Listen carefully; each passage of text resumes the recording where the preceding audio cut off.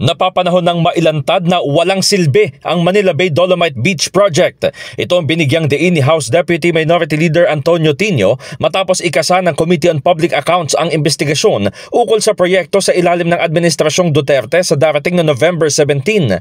Sa panayam sa Kamara, sinabi ni Tino na positibo ang kanilang tugon sa pagsisiyasat lalo't mahigit 600 million pesos ang nagastos sa proyekto na ginawa sa kasagsagan ng COVID-19 pandemic at hindi umano tunay na rehabilitasyon. Dapat lamang anya na imbestigahan at makita kung gaano kalaking pondo ang nasayang at kung gaano kalawak ang korupsyon sa proyekto. Paliwanag nito, kailangan mapanagot ang lahat ng mga sangkot na opisyal kasama na si dating Pangulong Rodrigo Duterte dahil proyekto niya ito.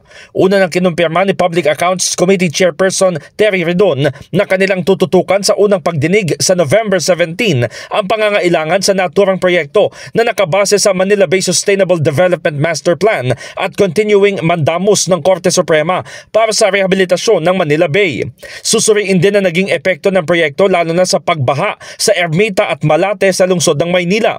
Kabilang sa ipatatawag ng komite ang DENR, DPWH, MMDA, DepDev at ang lokal na pamahalaan.